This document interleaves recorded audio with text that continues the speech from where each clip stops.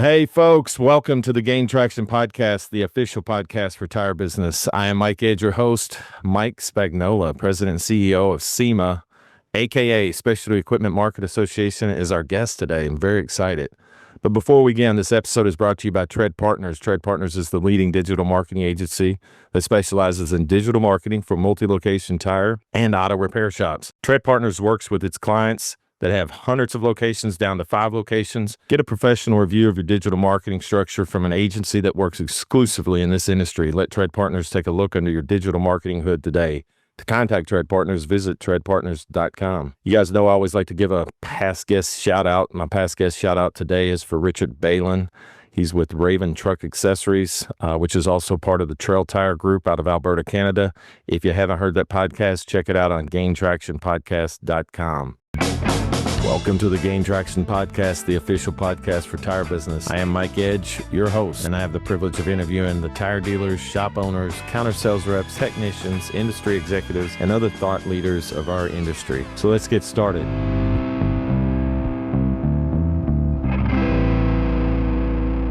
All right, Mike, welcome to the Gain Traction Podcast. Excited to be here. Thanks for inviting me. Absolutely. Well, I'm glad Dan introduced us, Dan Con Media. Yeah. Give him a little bit of a shout out here. But great guy. One of the best. And we've just now gotten to know each other, and I've enjoyed every conversation with him. Curious, you are not just a corporate type part of SEMA. As I've gotten to know your bio, I mean, you're a real car guy, and you've been part of SEMA before it was just you were part of it in a sense, officially. Yep. Yeah, my first show, I hate to admit it, but my first show was 1979. Oh, gosh. So how old are you, man? I was there when I was 4. No. No, it's been part of me.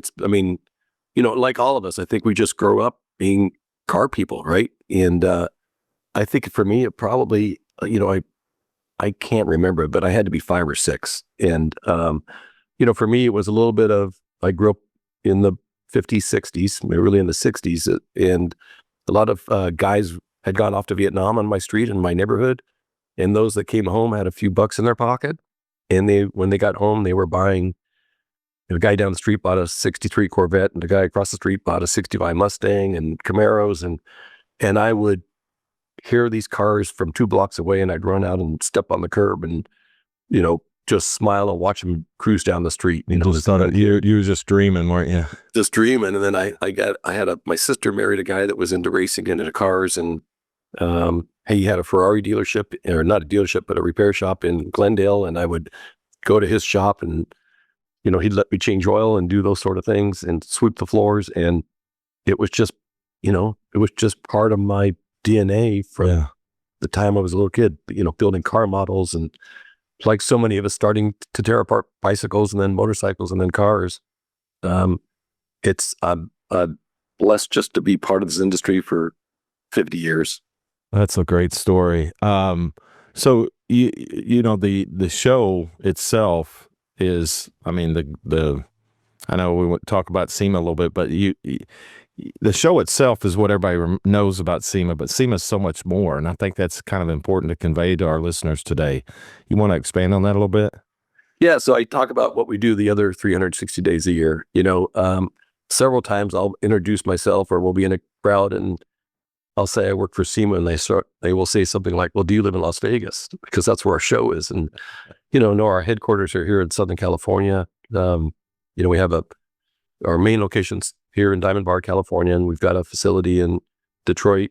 We have a facility in Indy and a facility in Washington, D.C. Your office is in Washington, D.C. Well, and kind of on the history side, you kind of started in L.A., right? Started in California, yeah. I mean, if you think about the history of hot rodding and cars, and really all those guys that came back from World War II, same kind of story, but they came back and learned a lot about working on airplanes and mechanics in World War II, and they came back and started fabricating and going out to the dry lakes and building parts. I mean, if you talk to Iski and Edelbrox and all those sort of guys, it really did. The hot rodding trend started here in Southern California.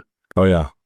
It's a great history. But we do, just one area is the SEMA garages, which, I took part in when I first came here, and their product development centers. So, a couple things there. We have two full emissions labs, one here in Diamond Bar, one in Detroit, where we help members get through that EO process. If you develop any product that affects fuel or air, you have to get a CARB EO. EPA satisfies that as well.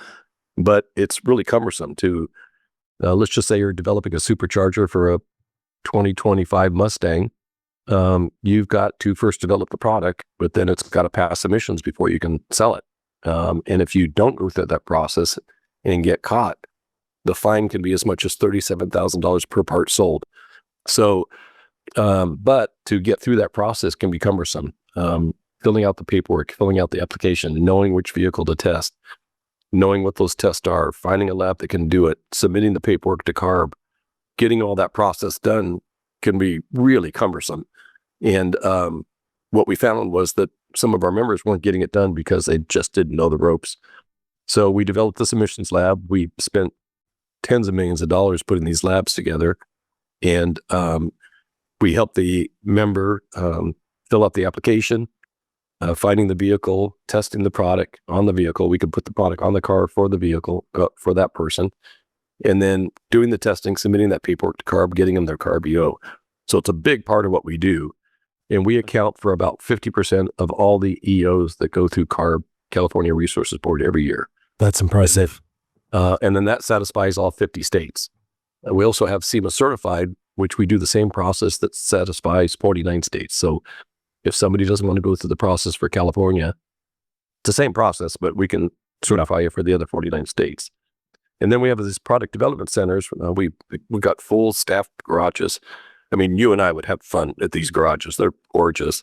Several lifts, alignment racks, all those sorts of things where manufacturers can come in as our members, and we'll tear cars apart. We'll scan them. We can get CAD data for them. We can do upfitting. Let's just say you've got some new product that you want to test on a vehicle. We can do that sort of thing in our garages. We've got CAD data. So if you're developing, let's say again, you want to develop a different suspension for that 2025 Mustang, we have from Ford all that CAD data, which we can supply you with. You can make your modifications. We could 3D print the parts, put them on the vehicle, and test all that product before you actually go into the manufacturing that product. So for anything that along the product development line for our manufacturers, we can help you with that sort of stuff. So you really aren't all about just the show, right? No, it's and then of course our ledge reg, we do a lot of work in legislative work and written. Yeah, I wanted to talk about that, the advocacy aspect that people need to know and why they should be a member. Yeah, it's big. It's because there's safety in numbers and there's a bigger risk in numbers. Yeah, and that's one of the words we really want to get out. And one of the things that I've got a charge of is just really understanding more and more people in the marketplace, like yourself and like Tread and those sorts of things, because we've kind of gone it alone for a while. Yeah. And as legislation gets tougher and tougher, we've got to get our voice out. And, even if you're not a SEMA member, which we want you to be, but let's just say we've seen it, there's been legislation to get rid of off-road tires, or to no longer have sticky tires, that they're better for road racing and those sort of not street racing, but track racing. Those sorts of legislative bills come up, and we've got to gain all of the industry together to be able to have a voice when those sort of bills come up. I mean, we just fought one in Oregon where they were going to ban leaded fuels at racetracks. And we were able to gather enough people together and send enough letters in and work with the legislation to get that bill banned.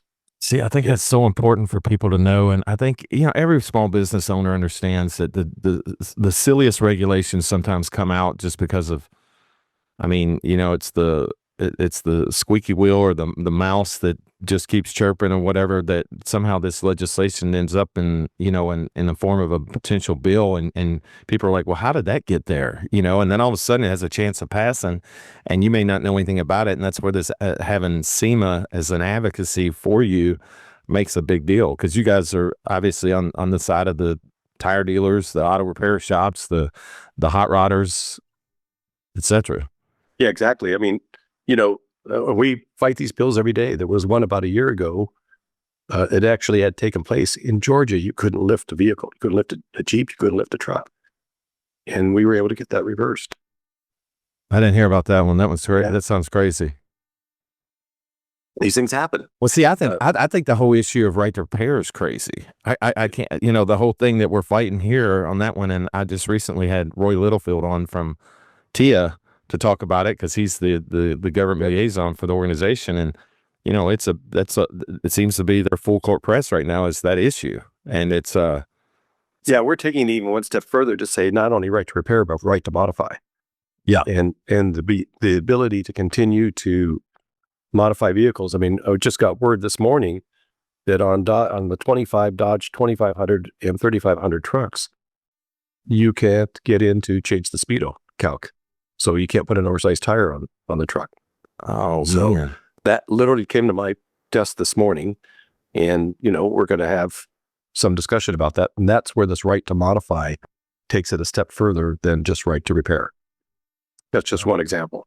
And that's one guy to have you on here. I want people to be aware of what's going on. And I think our podcast, we want our podcast to do a little advocacy, and I know we get dealers on here and they talk to other dealers, but this is important stuff. I'm curious because, I represent a lot of folks in the tire industry, tire dealers, et cetera. Our audience is primarily tire dealers, auto repair shops. Let's talk about tires with SEMA and the whole South Hall and that awesome experience that you and I know, but I talk to the folks that haven't been, but have always considered going, and even why a tire dealer should be a member of SEMA. Yeah. So this is something that's actually become a pet project of mine. I've had a chance to work with Tia. Probably in the last year and a half, I had a chance to speak at a couple of different tire associations.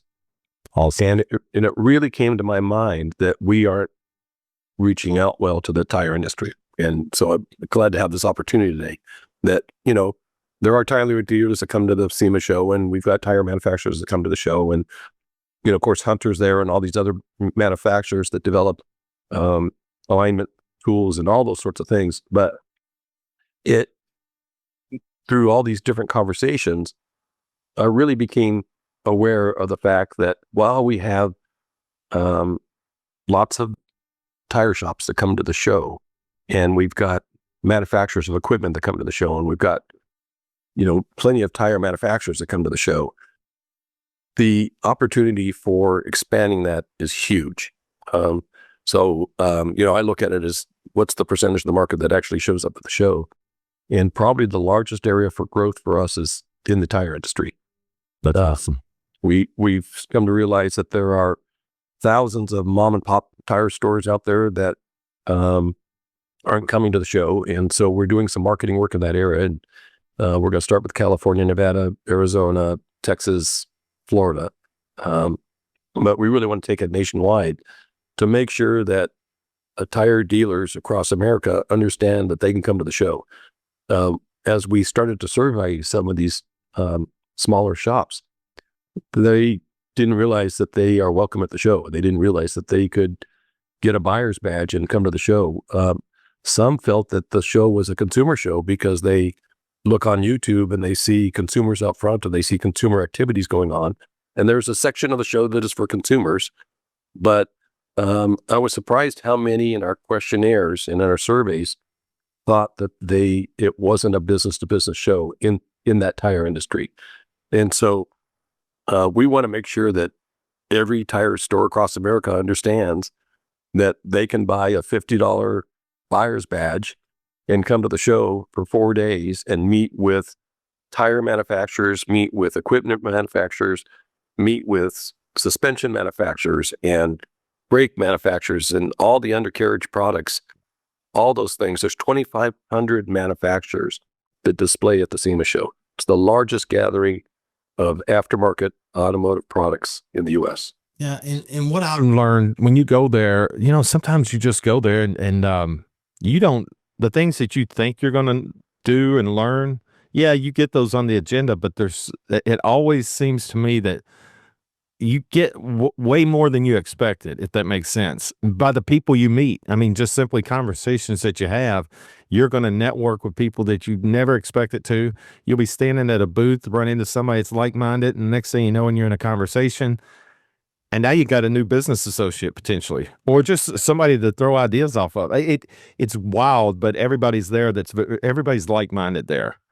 Well, Tia puts on a big event there, but you're right. You run into other small business owners. You run into other tire dealers. You start to see trends. You see upcoming trends. You see, that the overland market is much bigger than anyone ever thought, right? And so there's opportunity to sell, all those lift kits and tires and wheels, and you see those trends there. You see the ability to outfit all these other products. There's always, we get over 2,000 new products in our new product section every year at the SEMA Show. You see where trends are going. You see where, the ability to do body wraps and all these different areas that you can expand your business with are all there at the SEMA Show. And then, of course, there's all the crazy builds. I mean, there's 1,500 crazy builds out there that are just celebrating this industry. But, we can all expand our business. I mean, the lowrider industry is bigger than we think it is. The overland, all those sorts of things. There's seminars. We put on over 70 seminars at the show on different small business products and topics. The majority of SEMA members are small business. They're $5 million and below.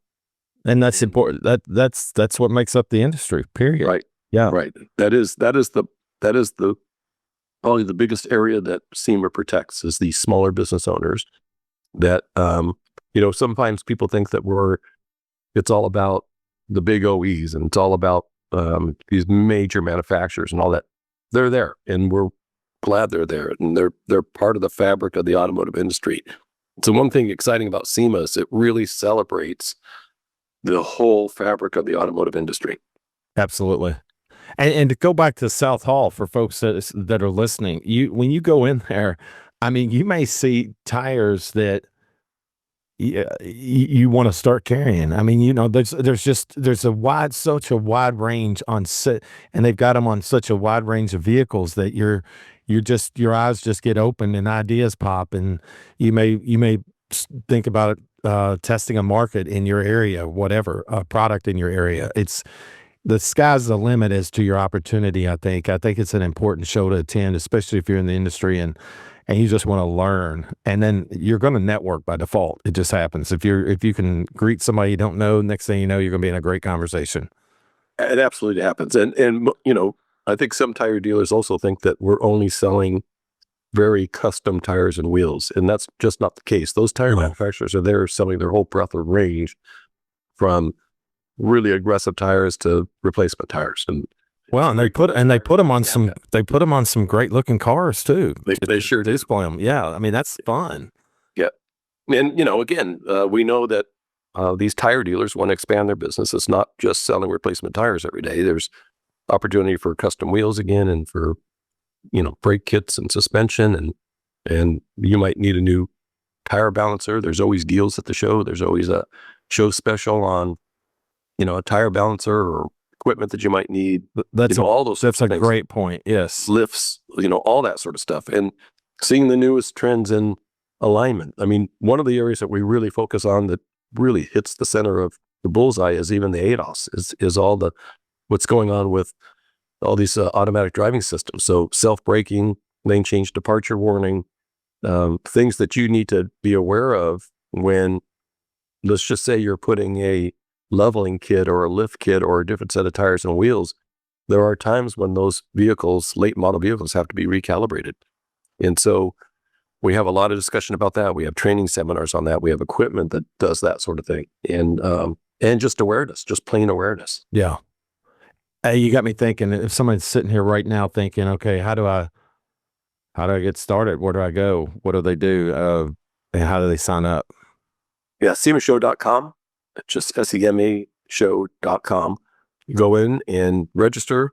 You do have to prove that you're a business, so it's not open to the public. It is a business-to-business show, Tuesday through Thursday. Friday is open to consumers. Now, we've just started that in the last couple of years. But, we may ask you for a proof of who you are, a business license, those sorts of things. But we want to keep it that way because we really want it to be for people to do business at the show Tuesday through Thursday. And then if you want to just come Friday as a consumer and buy a ticket and come in Friday, lots of consumer events Friday for you to see. But really to do business, you got to be there Tuesday through Thursday. That's when we want you there. Well, you don't even have time to go see everything. Even, I mean, it's that big, folks, if you've never been. I mean, you could spend days in one of the halls. Absolutely. So, I mean, to give you an idea, there's about 1.2 million square feet of just booth space, but it's on 3 million feet of campus. And then there's outdoor activities, there's drift going on, there's, nitro circus, there's all these kind of fun activities that happen. Yeah, you got to give yourself time to stop and gawk at things. I mean, you're going to stop and look at so many things that you're going to get captivated with, take pictures of, whatever. It's absolutely truly mind blowing, and it's what's the biggest show in Vegas now? Yep, or has been the last 3 years. Yeah, number one show in Vegas. Really the number one automotive business show in the U.S. For sure. Yeah. Well, going back to a little bit about who Mike is there a quote, a code you live by? So, I have an opportunity. I grew up because I had some great mentors around me. I wasn't necessarily the best student in high school, but I had an opportunity to be around some really great people that mentored me, even in my childhood around the neighborhood. Some of the men around my neighborhood that were into cars and work and all that sort of stuff. But for me, and now I get a chance to talk to high schools and colleges and that sort of thing, which I love because, it's kind of passing it on, right? I had those breaks and I had those people talking to me. But there's probably two things that people ask me about a lot is, young people that want to come into this industry. One is what I tell them is, and I was this way, I found that I was intimidated in the beginning by people that were really smart, that had gone through multiple degrees in college or gotten through college. I didn't finish college, but had, I can remember a time when I got to work with a Harvard MBA and I thought I was going to be so impressed, and I wasn't. And what I found was that there's a lot of smart people in the world. There's very few people willing to work hard and put in the effort. Yeah. And that's what I try to tell young people is, look, just having that degree isn't going to get you there. I mean, you've got to be able to put in the time. You got to put in the effort. You got to be able to roll up your sleeves. You got to be able to put the overtime in. And I'm still a student in this industry. I still pick up as many trade magazines as I can and read them and understand them and listen to podcasts. And, even at this position and this age, I feel like I still try to be a student in the industry. I still go to car shows. I still go to car races. I still go to all those sorts of things to continue to expand and learn the industry. And that takes work.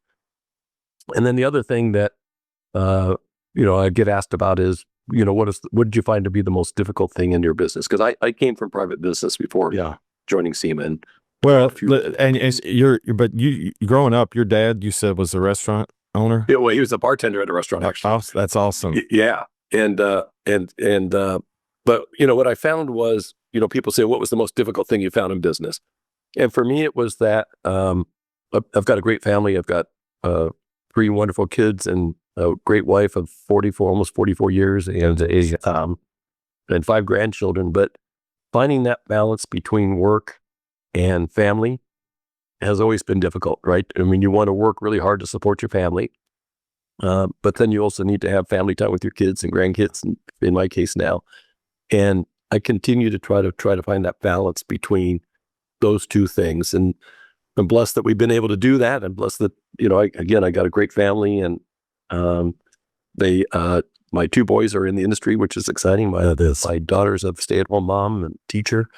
But finding that balance between home life and work is always something that I constantly try to remind myself of. I think it's something that you constantly have to do because you can always get easily pulled one way or another. And it's the challenge in life, but being cognizant of it means that I think that you're at least doing some of it, if that makes sense. Yeah. Well, and again, I'm blessed that my kids are all car kids. So we, they race legends and off-road racing and those sorts of things. So I get to do that with them, and we go dirt bike riding, and we do family activities that are also in this industry, which makes it really nice. That's awesome. Yeah. So I had a boss one time tell me, and he was a hard worker. I mean, he put in a lot of hours, but he also had set hours. And he told me one time, he said, "Look, the way I achieve my balance is if I can't get it done between the hours that I've got set for myself and for my clients, it'll be here tomorrow, but I got to get home to the family, and I noticed, if he if he had to come in early, he'd do that. Or once in a while, if he had to stay late, those things happen. He gets that. But his rule of thumb was, I leave at my set time every day, period. And I go home to my family because I work. He goes, I work hard. I don't guess whether I put in the good hours. I was getting after it, and things going to happen, and that's just part of it. But I have to have a cutoff time, and that's just what it is. Right. Yeah. And then again, the other side of that is, there are people today that think they're going to be successful with minimum hours and minimum effort, and Right. and then question you when they're not successful. So it does take effort. It does take. It's you have so I have 5 kids, and I try to tell them, look, the idea is you've got to find something you love, but you also have to love, and when they're young they don't understand this, but I'm like, you got to love the grind. And the grind is not a negative. The grind is just the daily Monday activity of just doing the same thing sometimes, but you just got to love the process. And I said, and then the reward is later. That's like the cherry on top. But if you love the grind, then it's never work in a sense. And you're doing it. And they're all older now, so they're starting to understand that they they can pick up the parts that they really do like, and try to achieve that kind of peace of mind of them. You know what I'm saying? Yep. Yeah. And the other thing is that people don't often understand that part in the middle. So there's that excitement in the beginning when you're doing something and you're pushing at it, and then it gets hard. Yeah. And a lot of people only see that end success, or give up in that middle. Yeah. And continue to push through that middle, and continue to push through that grind, and continue to understand through the way and make correction and make change and push through those sorts of things to get to that end. People give up in that middle. Yeah. And you got to keep going when it looks like, geez, the chips are against you, or this is tough, or I can't get cooperation, or whatever it is. You just got to be resolved and push through that middle. And people don't talk about that middle, but no, they don't. We always talk. That middle's real. That's the real part, really. I mean, and it's usually the longest part. It is, and it's it can be the loneliest part, but you just got to be resolved, and you got to push. Now, if you're making a lot of mistakes, that's another thing, but it's, these aren't overnight successes. These are all baby steps. Well, you probably love this one too. Thomas Edison, what was his quote when somebody had said something to him about failing with the light bulb like 10,000 times, and he said, I didn't fail, I just found 10,000 ways it didn't work. Right. Right. And that's the mindset, because obviously he was trying it different ways, and yes. and he knew, okay, check that one off, okay. But he didn't, I love the Disney story. I think he went to 160 banks before he got a loan. Yeah. But he knew he had something. Now everybody thinks it was a foregone conclusion back then that, he was just successful, he was a smart guy or whatever. No, he was a grinder, man. Right. Yeah. You got to grind through that middle. Yeah. For sure. Real quick before I let you go, because we had talked about restaurants. What's your favorite restaurant in Vegas? Oh, I probably have 2. For sure, the Golden Steer Steakhouse. Yeah. Been there, gosh, forever. And it doesn't change, right? And it doesn't change, and you can just smell the Rat Pack being there from the 60s. Well, it's got just to give people a visual. If you haven't been there, it's leather and wood. I mean, yes, and red leather and wood and dark, and but probably one of the best steaks in America. True. But if you're in Vegas and you're coming in for the SEMA Show, what are we in April right now? Make your reservation now, because by November you won't get in. I go there. I'm in Vegas, I don't know, 3 or 4 times a year, and I've got to book, even in the summer, I got to book 3 months in advance to get in there. It's good. That tells you everything. Yeah, amazing place. And then for Italian food, I like Piero's, which is kind of that same era. It's Yeah. right across the street from the convention center. It's an Italian restaurant. It is the same thing. You would think that Sinatra was in there last night. It's dark and it's very Italian and it's good food and they've got entertainment in the bar and it's definitely a over 45, over 50 crowd. Although you see young people in there, but great food, great. The servers are amazing. Same thing. You better make if you're coming in for the SEMA show, make your reservations now because that place packs out as well. And then in Indy, it's got to be St. Elmo's. St. Elmo's is the other steakhouse that I love, and of course we have our PRI show. We also own the performance racing industry and that trade show, which happens in December. But anytime I'm in Indianapolis, I love to go. I love to go to St. Elmo's. Very famous, and you got to get a shrimp cocktail while you're there. It'll burn your eyes out and your nose. It is lots of horseradish in that sauce. I've heard about that place, and I've never been because I've always been late and trying to get in there, or you know what I mean. It's last minute type thing, whatever. But yeah, if I have to plan ahead, I need to do that. No, it's a great place, and it's same thing. It's old style. I think you and I talked about this before, but for me, I love to go to restaurants that are one-off mom and pop.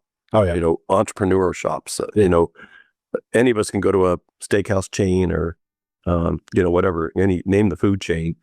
But I love it's like our business, right? It's like all these tire dealers. It's like all this aftermarket industry. I love supporting that entrepreneur business person that's stuck his neck out.